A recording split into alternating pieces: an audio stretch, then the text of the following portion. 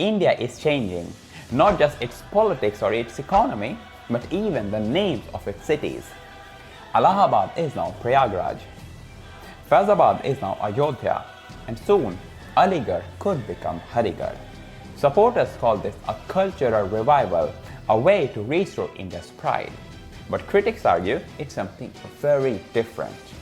An attempt to rewrite the history, erase Muslim influence and distract people from the real problems the country faces, such as unemployment, inflation, and a struggling economy.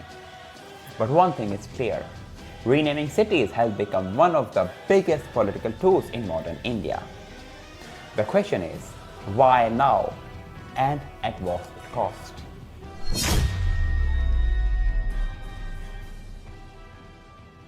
The renaming of cities, states, and territories in India is not a recent trend. It has been happening for centuries, starting with the British colonial era. Back then, the goal was simple: to make Indian names easier to pronounce in English. That's how places like Calcutta, Bombay, and Kanpur entered the colonial vocabulary. But the story didn't end in 1947. Even after independence, the practice of renaming continued. The aim was often to restore cultural identity and correct historical distortions. Take Bombay becoming Mumbai, or Trivandrum turning into Thiruvananthapuram.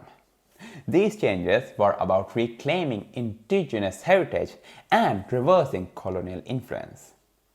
In other cases, names were updated simply to reflect local pronunciation more accurately. Calcutta became Kolkata, Odisha turned into Odisha, and Kanpur became Kanpur.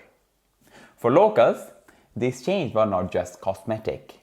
A name carries memory, identity, and pride. It's a symbol of belonging. But here's the thing.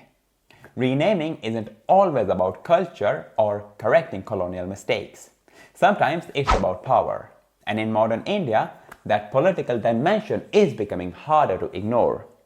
We'll come back to that later, but first, how does a city actually get renamed? The process may sound straightforward, but in reality, it's a carefully regulated system with multiple layers of approval. It starts at the state level.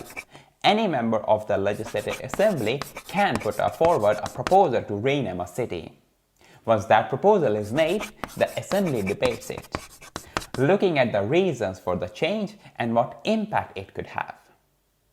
If a simple majority of members vote in favor, the resolution is passed. But that's only the beginning. The proposal is then sent to the Ministry of Home Affairs in New Delhi, which has the final say. Here is where it gets complicated. The ministry has to consult with several other bodies, such as the Intelligence Bureau, the Ministry of Railways, the Department of Posts, the Survey of India, even the Registrar General. That's because a name change affects everything, from railway stations to postal codes to official maps. If all these agencies give the green light, the ministry issues a no objection certificate. Finally, the change is published in the official gazette, making the new name legally valid. It's a long process, but it shows just how much weight a name really carries. So why are so many renaming proposals happening during the BJP-led government? The short answer is politics. In the past, name changes were often linked to correcting colonial legacies or restoring cultural identity. But today, the driving force is something very, very different: Hindutva. Hindutva is an ideology promoted by the ruling BJP party that emphasizes Hindu values as central to India's identity. Within this framework, names with Islamic or Persian roots are often seen as foreign and reminder of Mughal invasions and centuries of Muslim rule. So changing Allahabad to Prayagraj or Faizabad to Ayodhya is therefore not just about geography. It's about rewriting history to place Hindu culture at the very center. But this political project is also about timing. India is facing real challenges: high youth unemployment, inflation, and growing inequality. Instead of addressing these pressing issues head-on, name changes create an emotional, symbolic issue that shifts public attention. After all, in India, religion is equally important as food and entertainment for Indians. Hence, it's a way for leaders to say, we are restoring India's pride and correcting its history. Even if people's everyday struggles with jobs or prices remain unresolved. In other words, renaming cities is not just only about cultural identity. It's also a powerful distraction, a symbolic move that appeals to voters' emotions while avoiding the harder questions about India's economy and governance. Changing the name of a city is not just a symbolic act. It comes with a very real price tag. Every time a city is renamed, the costs quickly pile up.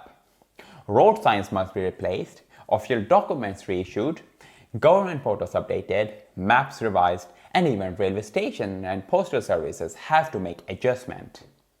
And none of this is cheap. Take one example. When Orissa was changed to Odisha in 2010, it was reported to have cost around 300 crore rupees back then. If you factor in inflation, that number would be even higher today. And remember, this is taxpayers' money, your money. Money that many citizens would rather see invested in jobs, education, healthcare, or tackling India's rising inflation. Critics argue that remaining cities for purely political or ideological reasons, particularly those linked to Hindutva, is not just unnecessary, but wasteful.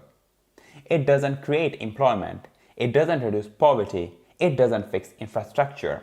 What it does is divert attention from real issues while draining resources that could have been spent addressing them. And perhaps, most importantly, these symbolic changes don't even achieve their supposed goal. Many Indians don't suddenly feel more pride or patriotism just because a place has a Hindu name in it. In fact, most people simply don't care. For them, it's everyday struggle that matters, not the spelling on a road sign.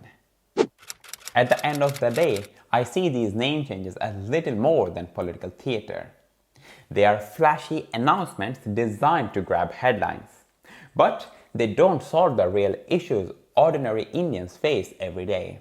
And let's be really honest, this isn't about reclaiming India from colonialism. If that were the case, the focus would be broader. Instead, it's targeted, aimed at erasing Muslim influences and pushing a Hindutva-driven narrative. It's a divide and rule strategy, one that risks deepening social fractures rather than building unity. So what do we really gain? A new signboard? A new spelling? A political talking point? What do we lose? Time, money, and perhaps the most importantly, the chance to focus on what truly matters for India's future. Because pride in being Indian won't come from renaming cities. It will come from building a society where opportunities are created, people are supported, and diversity is celebrated. Until then, these name changes are just noise, distractions from the real work that still needs to be done.